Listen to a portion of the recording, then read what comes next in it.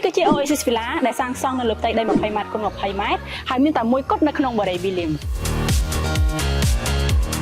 នៅគ្រប់វិឡាទាំងអស់នៅក្នុង Borey William លោកអ្នកអាចរីករាយជាមួយនឹងបរិវេណធំៗនិងឯកជនដែលផ្ដល់ឲ្យលោកអ្នកនៅទេសភាពស្រស់ស្រាយជារៀងរាល់ថ្ងៃនៅខាងមុខផ្ទះមានចំណងរថយន្តកោងអមជាមួយនឹងថ្មធម្មជាតិនិងបង្អួចធំៗធ្វើឲ្យផ្ទះនេះស្រស់ស្រាយបំផុតនេះជាផ្ទះដែលយើងត្រៀមប្រគល់ជូនអតិថិជនជាទីស្រឡាញ់នៅផ្នែកខាងក្នុងធំទូលាយ design បែបបើកទូលាយឬ open floor plan ដើម្បីបង្កើនទំនាក់ទំនងរបស់ម្ចាស់ផ្ទះទៅកាន់សមាជិកគ្រួសារកាន់តែជិតស្និទ្ធផ្ទះនេះមានការផ្ដល់ជូនយ៉ាងច្រើនមានដូចជាម៉ាស៊ីនត្រជាក់ឈុតផ្ទះបាយស្រស់ស្អាតទូតាំងទូមួយឆុតអំពូលដេក័រនិងសួនលម្អដោយផ្ទះដែលយើងបានត្រៀមប្រគល់ជូនអតិថិជនរបស់យើងចឹងវិឡានេះមាន4បន្ទប់គេងធំ